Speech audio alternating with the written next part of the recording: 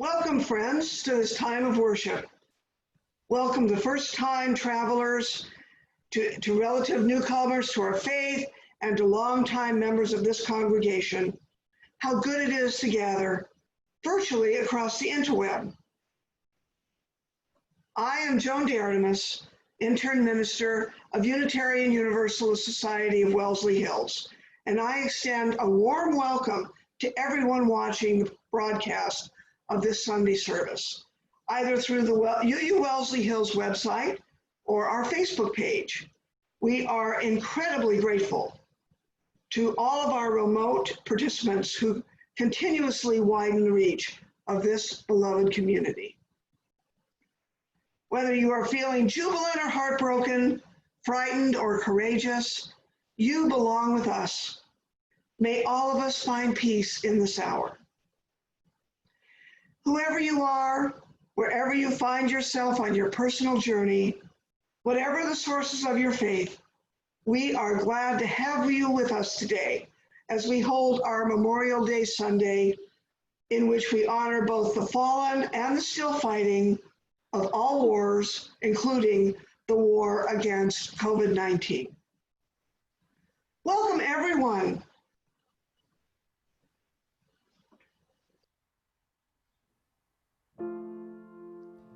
Ours be the poems of all tongues, all things of loveliness and worth, all arts, all ages, and all songs, one life, one beauty on the earth.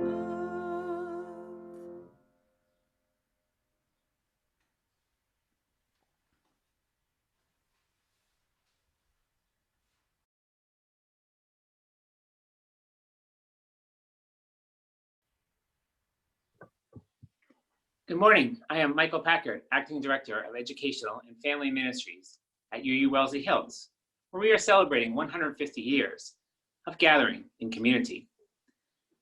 For generations, we have joined with strength with others to create a more just society. Please know that for this virtual worship, you can find the order of service on our This Sunday page on the UU Wellesley Hills website.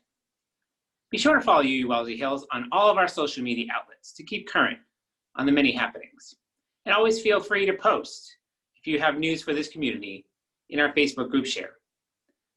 All weekly events, including our casual chat, midweek reflection, musical meditation, all ages activities, bedtime stories, and coffee circle, can be accessed online. You'll find the links for all those listed in the monthly calendar on our website. And immediately following the service, we will hold our virtual fellowship hour, where I will be the host. And we'll split people into smaller breakout groups for cozier discussion. And those will be split in random. This year, we are building beloved community as part of our 2019 and 2020 Touchstones project. And in May, Touchstone is Sabbath. Abraham Joshua Heschel writes, "The Sabbath is the day on which we learn the act of surpassing civilization." What do you notice during Sabbath time? We encourage you to join a monthly Touchstone group if you have not done so already. Each Sunday, we take a few moments to recognize some of our many volunteers. And today, we thank the members of the UU Wellesley Hills who volunteer to work in the program partners at the UU Urban Ministry. They held their annual meeting this week, and it was attended by a handful of delegates representing this congregation. Thanks to all of you that have supported UU-UM initiatives with their time, your talent, and your treasure over the years. Now, we invite those of you who are watching the broadcast of this worship service on our UU Wellesley Hills Facebook page. Take a moment to announce yourself in the audience and to greet one another in this electronic community of ours.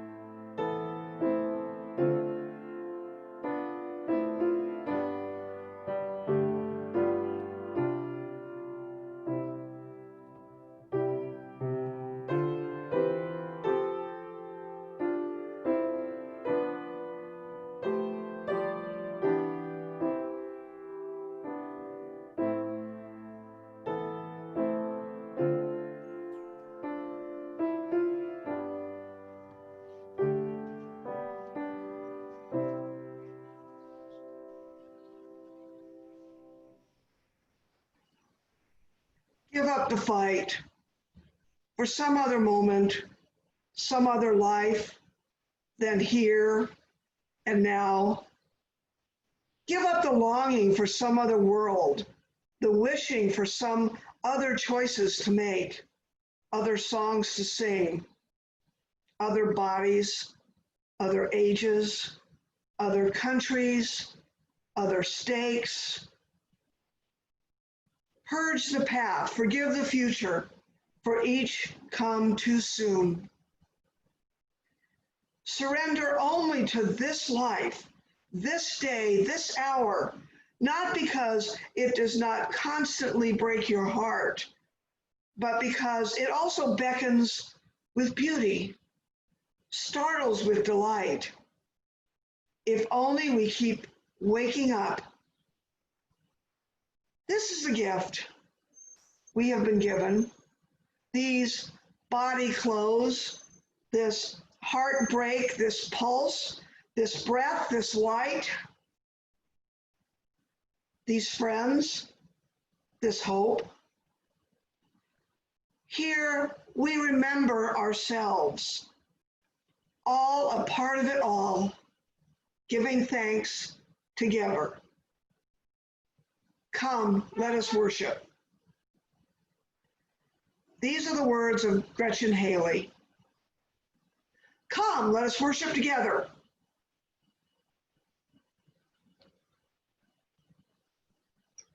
The flaming chalice is a shining symbol of our Unitarian Universalist commitments. The words for our chalice lighting are spoken in unison. If you have a chalice on hand at home, you may want to light yours now.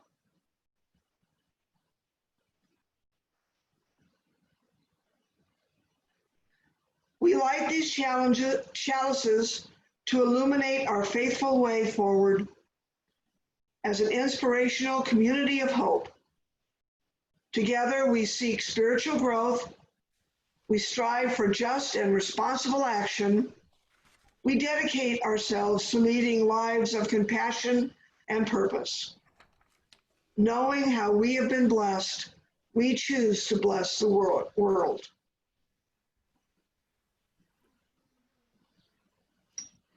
Good morning. I'm Susie Cartran, Director of Music. Our opening hymn this morning is number 100, I've Got Peace Like a River. Please join me in singing.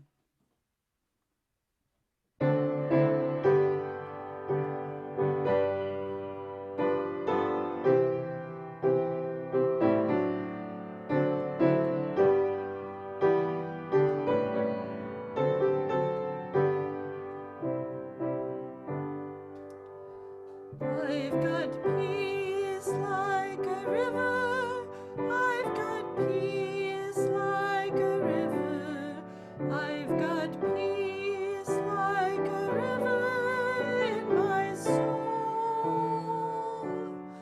I've got peace like a river. I've got peace like a river.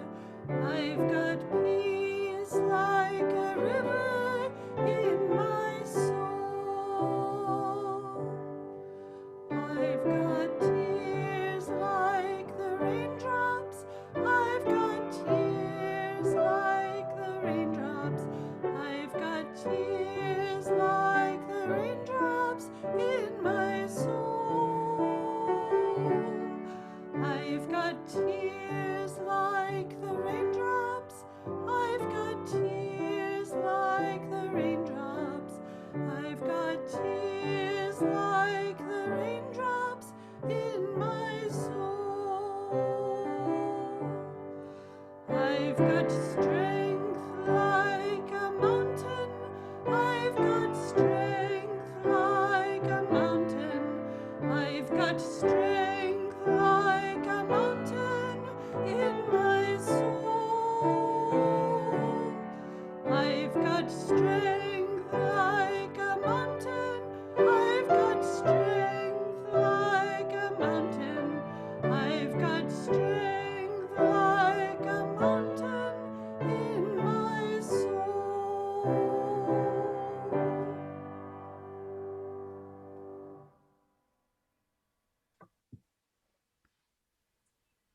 There's a saying that every new beginning comes from some other beginning's end.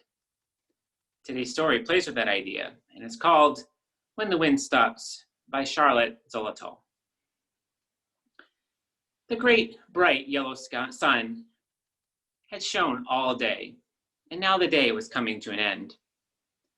The yellow sky turned from blue to pink to a strange, dusty purple. The sun had sunk behind the long, glowing clouds, and a little boy was sad to see the day end. The little boy had played with his friend all day in the garden, and when they were tired of playing, they lay down in the grass, and they felt the sun, warm and soft, like a sleepy kitty resting. There was icy lemonade in the afternoon, which the boy and his friend drank under the pear tree. And in the evening, the boy's father read him stories in the porch before bedtime. Now, his mother had come in to say goodnight.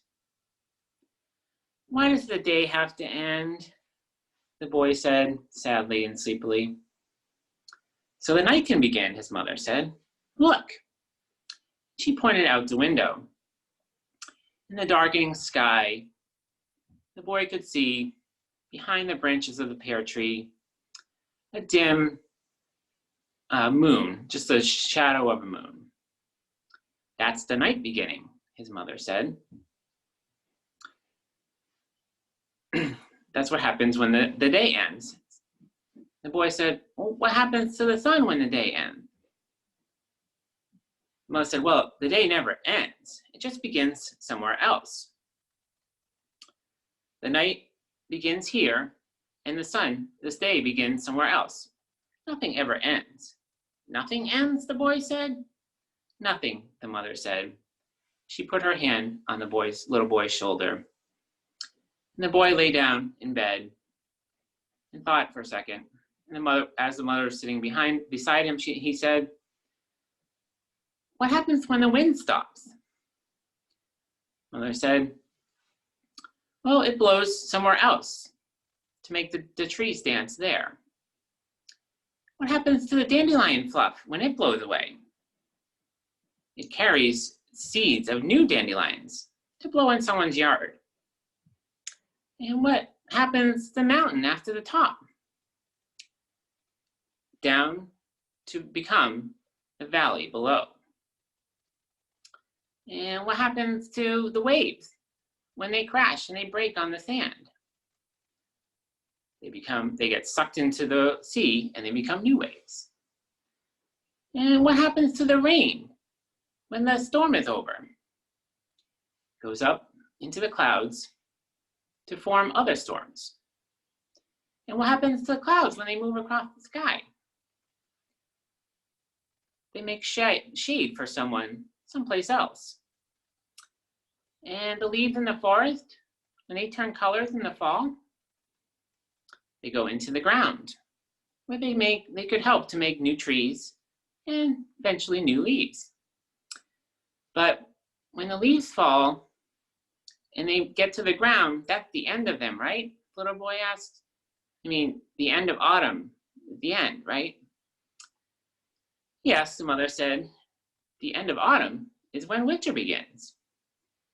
"And what happens at the end of winter?" "The end of winter, when the snow melts and the birds come back, that's the beginning of spring." And the boy smiled. "It really does go on and on. It never ends." Then he looked out the window. The sun was completely gone. The pink clouds had disappeared. And high above the pear tree, the boy could see the bright but thin new moon. "Today is done," the mother said. "It's time to sleep.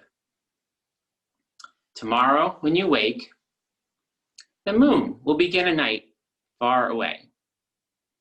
And the sun will be here to begin a new day. So, good night and good day to everyone."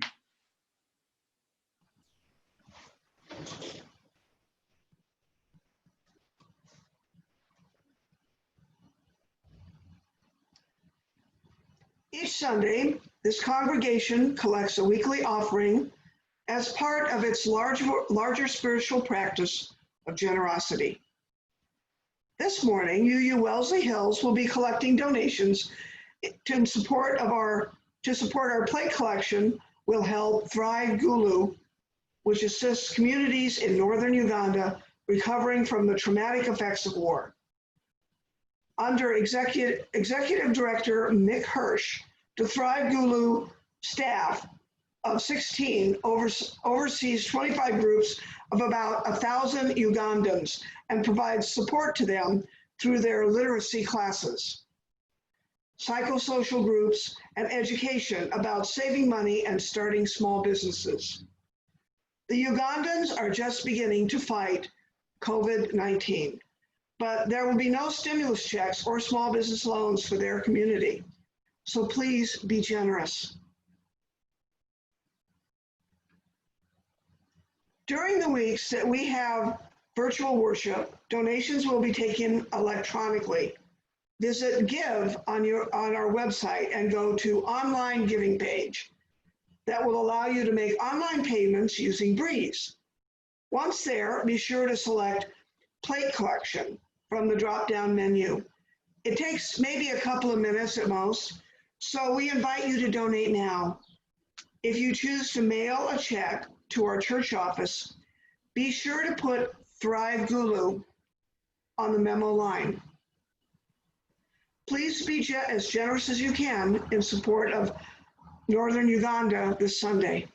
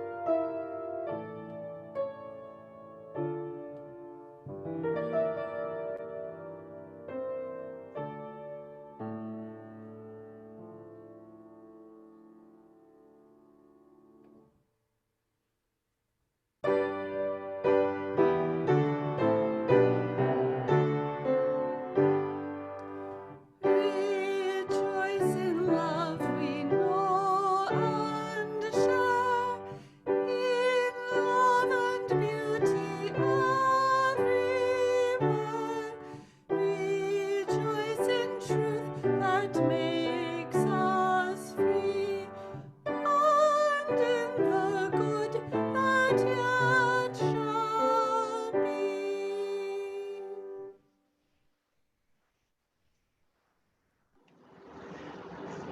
Let us unite our hearts in prayer, giving voice to the words of Wayne B. Arneson. We join together in a time of meditation or prayer, spoken at first, and then for a time in the peace that silence brings. As we enter into silence, may we remember the many connections that sustain and uplift us through this religious community. We remember those who preceded us, whose contributions built a free faith, who built this home for its practice. We remember those around us, whose continuing care in thought and deed is an ongoing blessing in our life, keeping the dream of free religion alive in our time. We remember those who will follow us, the children presently in our care and those not yet come to light, who will inherit the work of our hands and hearts. In the silence now, we are surrounded by these many connections, visible and invisible, that remind us every day that we are not alone. With these words now on our hearts and on our minds, let us enter the sacred stillness of shared silence, listening for wisdom within.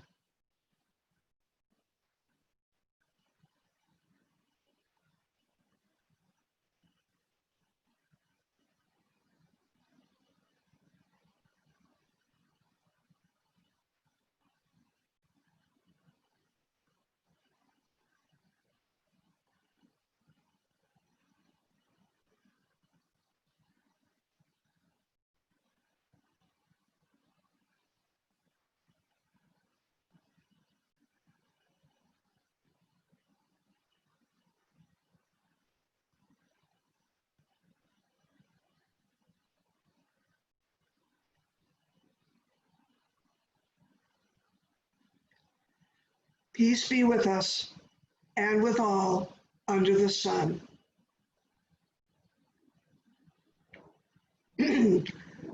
Ours is a spiritual community where we find and forge connection. We trust in the strength of our mutual support, knowing how it has sustained us day after day, year after year. We heed its call to build beloved community. Today, we hold in the light all those in America who have lost someone to COVID-19. Anything that has been indirectly caused by COVID-19, and anyone who is anxiously waiting as a loved one clings to life. Also, all of those who have lost someone in the service of our country, whether in the military or as a first responder, and anyone who has lost someone who died in the service of building a world community with peace, liberty, and justice for all. And we lift up all those Americans who are confronting COVID-19 on the front lines, health workers, the personnel working and managing the coronavirus treatment centers across the country, as well as those in the laboratory institutions leading the testing for the deadly virus. And also the ambulance drivers and the EMTs. We thank you for your service. Now we invite you to recall the names of persons or places you are holding in your hearts, either as a source of concern or a cause for celebration. If you have candles on hand at home, you may want to light one for our collective joys and another for our collective sorrows. As you feel moved, you may share the names of those persons or places by typing them into our Facebook page. These will be read aloud next Sunday in the morning, but will be held in our hearts and thoughts until then.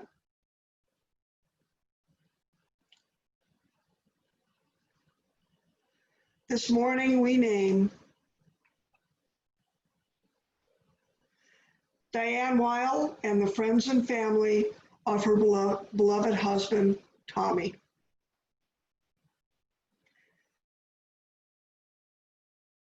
Irene Yutkins, Liz Miranda, Dennis Herlihy, Rana Zoe Mungan, Chris Lilly, Laura and Frank Pate,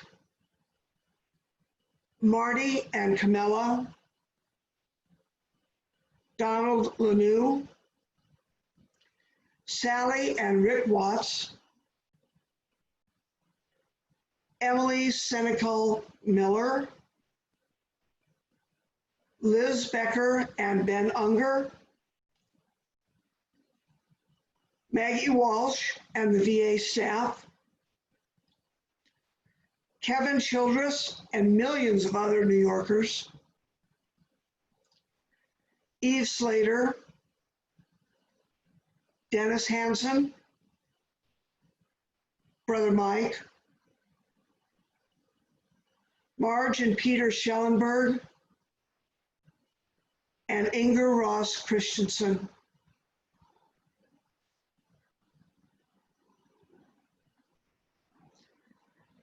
These names have been heard and honored in this community.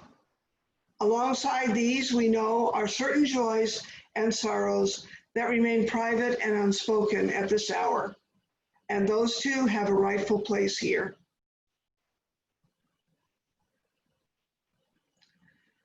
May fellow feeling encourage each of us toward ever more compassionate living.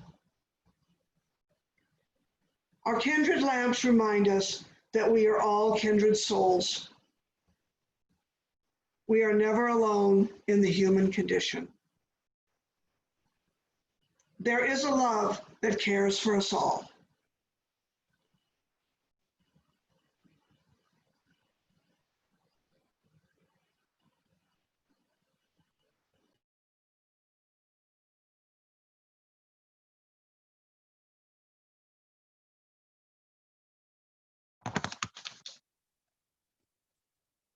Please join me in our meditation on breathing. We will sing it through 3 times.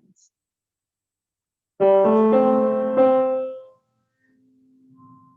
I breathe in, I'll breathe in peace. When I breathe out, I'll breathe out love. When I breathe in, I'll breathe in peace. When I breathe out, I'll breathe out love. When I breathe in, I'll breathe in peace. When I breathe out, I'll breathe out love.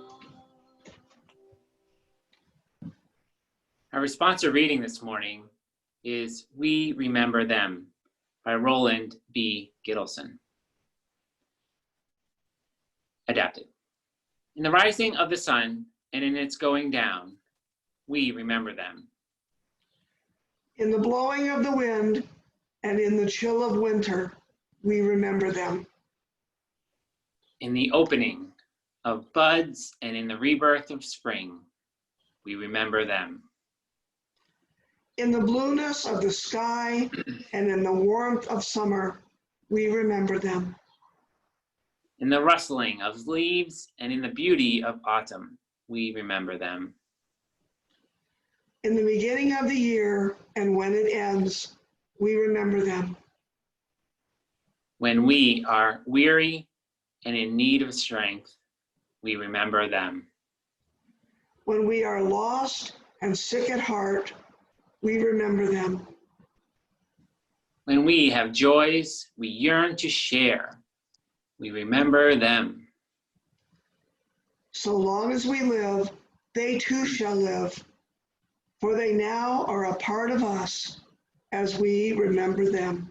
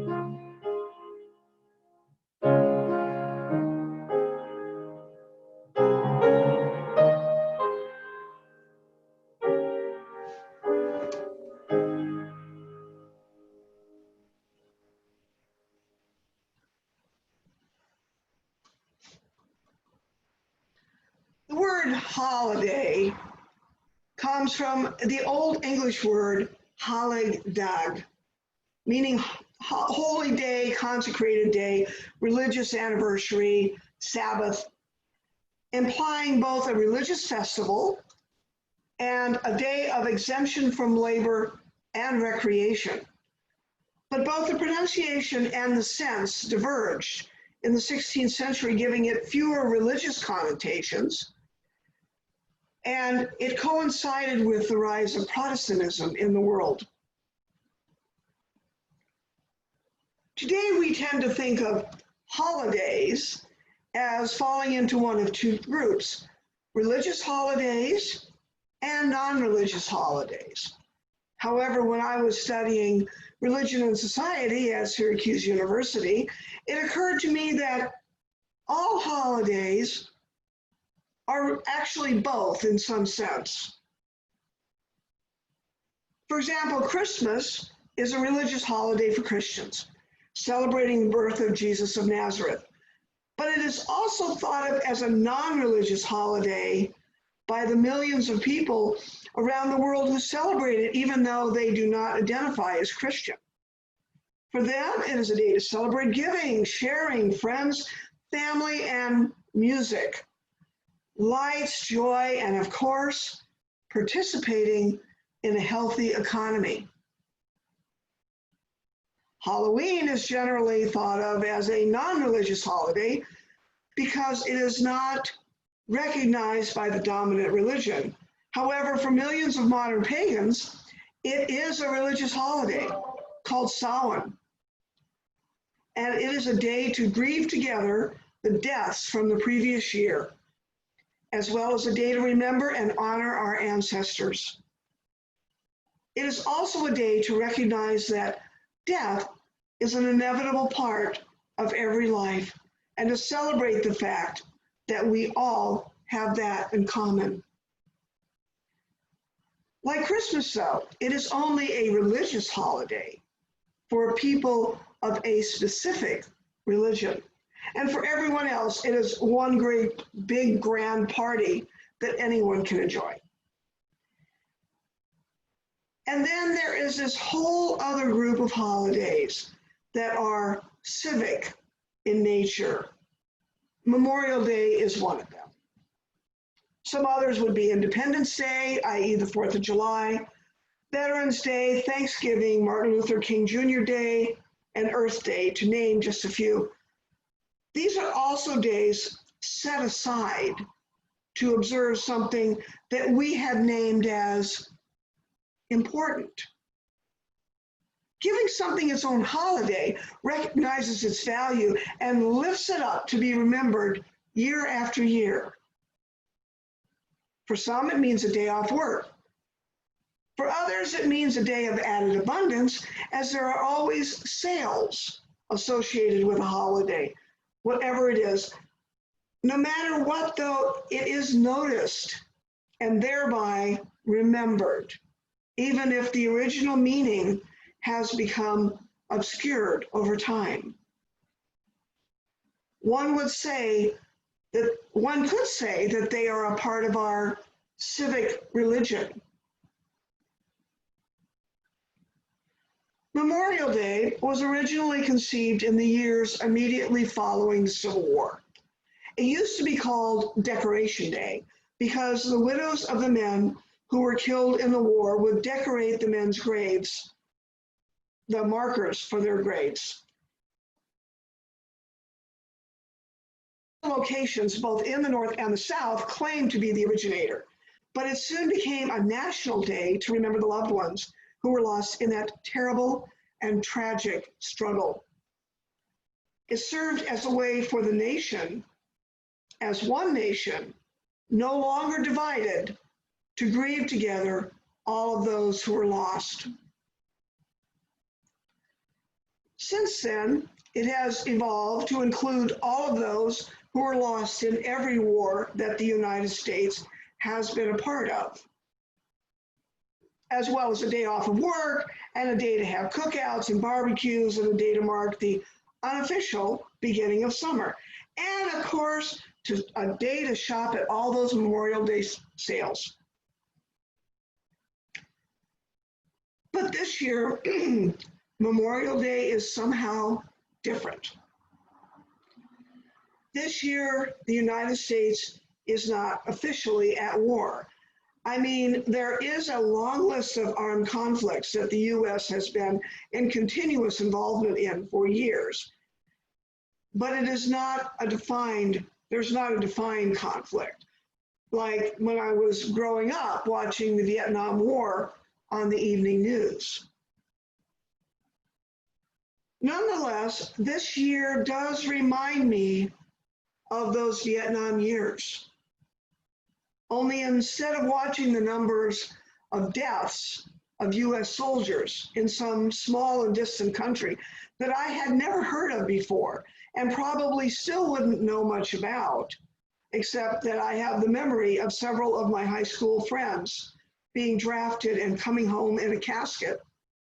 This year, I am watching the news reports that feature the current death toll from COVID-19 and how the US ranks in the world and how each state ranks in comparison with the others. So far, over 94,000 confirmed deaths in the US. Only 58,000 Americans died in Vietnam, and that conflict went on for 20 years. Also, the Vietnam War seemed at the time extremely far away. The risk to me personally dying was non-existent. They did not allow women in armed conflict back in those days. But the risk of personal loss was very real. My boyfriend at the time, who I actually later married and was married to for several years, was assigned the number 6 in the draft lottery and was only saved from actually going to Vietnam because the draft ended shortly before we both graduated from high school. Many of my friends were not so lucky. But this is here and this is now, and both the personal risk of dying is real as well as the personal risk of loss. As most of you probably already know, we here at UU Wellesley Hills have experienced our first death due to COVID-19. Longtime UU Wellesley Hills member Thomas Alexander Weil died at the age of 90 this week at St. Patrick's Manor in Natick. Tommy and his wife Diane became active in our congregation in 1970 and together raised 3 children in this community. Tommy will be greatly missed by many here, and indeed some of you have known him for decades. Please keep his family in your thoughts and hearts during this particularly tender time.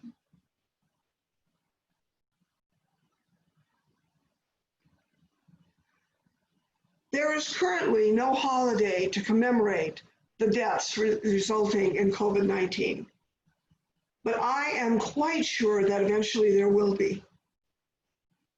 I understand that the president has called for flags to be flown at half-mast this weekend in their honor.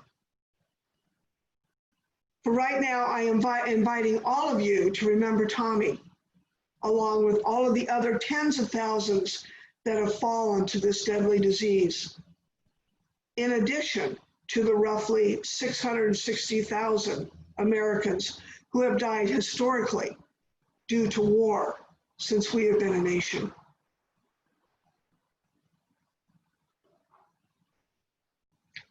Another thing that is reminding me very much of the time of the Vietnam War is a political divide that has developed over COVID-19. It reminds me of the country when it was divided over the Vietnam War. This coronavirus thing is hard. It has been wearing on for now, how long? 3 months? I am one of the extremely fortunate and privileged people who can work completely from home. Yes, I am coming to you from my apartment in beautiful downtown Worcester, Massachusetts. And I have had no loss of income, and I work for a fabulous employer, UU Wellesley Hills, who took the initiative to keep me safe from the virus. A dear friend of mine in California went right to work and made masks for both myself and my spouse. And so we have been very safe and healthy throughout this entire ordeal. But I realize that this is not the case for everyone. Not everyone is enjoying the privilege of safety and security that I do. And my heart goes out to each one. The employment rate is now over 20%, causing an enormous amount of hardship and financial insecurity. In addition, this experience has been exceptionally hard on people with mental health issues. Just last week, there were 3 people that I personally know who lost family members who were in their 20s due to their opioid addiction. It's hard for people to stay home and not do all the things that we normally do. Humans are social animals. We need to be around other humans. And when we cannot, it causes anxiety that people sometimes express in various ways, like overusing a substance that they may have already been abusing. One of the many things that are difficult right now is the political tension that has developed over this. Out of an abundance of caution, UU Wellesley Hills closed our campus and will remain closed for the time being. Having said this, the state of Massachusetts has, just this week, begun a phased approach to reopening. Perhaps this phased approach to reopening will serve to reduce some of that tension. The fact is, the shutdown has been devastating financially. Of course, we are all waiting to see what happens to the infection rate and ultimately the death rate. But I wear my mask when I go out to protect myself. But in the end, I wear my mask to protect anyone else that I may encounter. It is one of the ways that I show people that I meet, I care about your welfare. This is one of the ways that I live out my UU faith out loud. I am living out my UU sixth principle, the goal of world community with peace, liberty, and justice for all. Yes, you heard me right.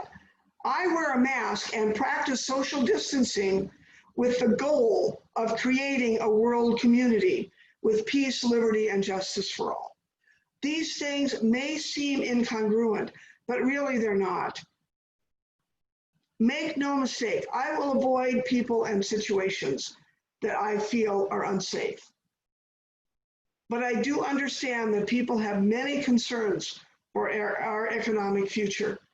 And if we take anything at all from the lessons of Memorial Day, it is that war kills, and the American Civil War killed more Americans than any other war we were ever involved in, except for World War II. Giving someone else a chance to test their ability and make good decisions helps us all to learn to share in and support the achievements of others. I am going to trust people's ability to make good decisions.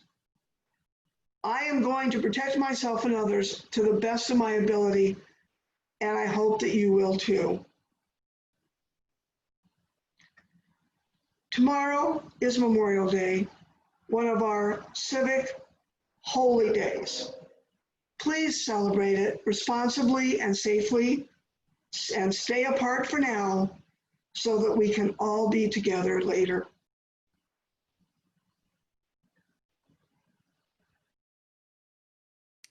Our final hymn this morning was sung by the UU Wellesley Hills Choir last spring and recorded prior to the quarantine.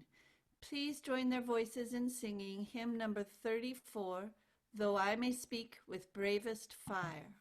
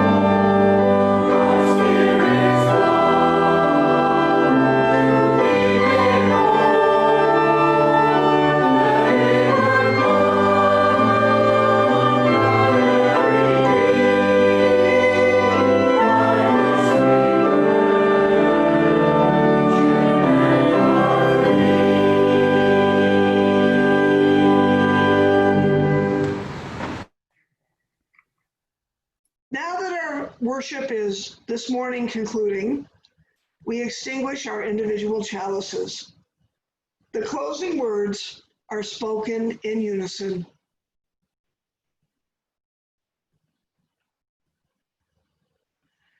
Extinguishing this flame, which has burned bright in our midst, we revere what has been kindled within each of us. The warmth of community, the light of truth, a perpetual spark of hope. Knowing abundant blessing, we choose to bless the world. May the quality of each of our lives be our benediction and a blessing to all that we touch. My friends, there is a power in the universe. It works through human hands, but it is not made by human hands. It is a creative, sustaining and transforming power, and we can trust that power with our lives and with our ministries. It will sustain us whenever we take a stand on the side of love, whenever we take a stand for peace and justice, whenever we take a risk. Trust in that power. We are together held by that power. So it is, so may it always be.